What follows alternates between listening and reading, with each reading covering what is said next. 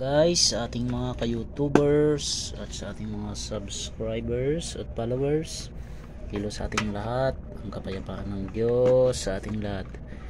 Guys, ito na naman tayo at mga ngalikot, meron tayong board dito guys na Upil 1 HP. Ang error nito is PO. Yung error, nagkaroon ng kalikot na ito guys ng ibang technician. Ayan, kinalikot na siya oh.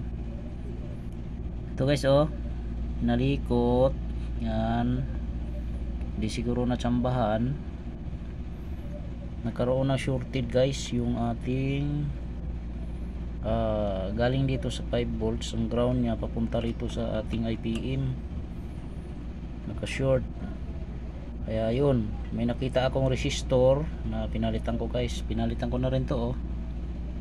Ayan, pinalitan ko na rin to, kinalikot na to guys eh.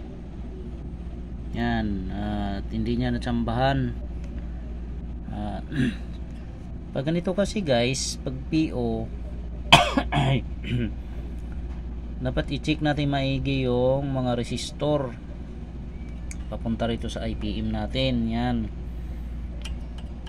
i-check natin. Tapos matuto din tayong magsukat ng voltage.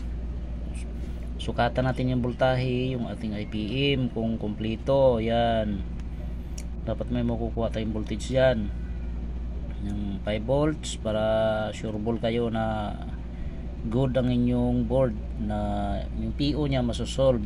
Kasi pag PO error guys, wala kayong madidetect na 5 volts sa ating IPM. Puro ano yan, mababa yan, mga 1 volts ang lalabas dyan. Madalas yan guys pag PO. Yan, dito pa lang machicheck nyo na dito oh, kung PO error siya dito. Check nyo dito, testirin nyo yan. Ang value nyan is 6 point ano ba yun, 6.2. yan ang mga value niyan guys. Teka lang ha, hindi ako nagkakamali, mga 6.2k. oo nga, 6.2. itong resistor na to, ito pa lang, testirin nyo lang to, 6.2. yan ngayon pag bumaba yan ng 4K 5K, kalmitan dyan maabot ng 3K to minsan 1K lang mahigit. PO yan guys, ang error nyan, PO na kaagad yan, sigurado yan. May shorted yan dito, kaya may open ng resistor nyan dito sa IPM nya. Okay, yan guys, tingnan natin na. yan, yun na yung ating yan, standby na siya guys oh. Okay na siya guys, natsambahan na.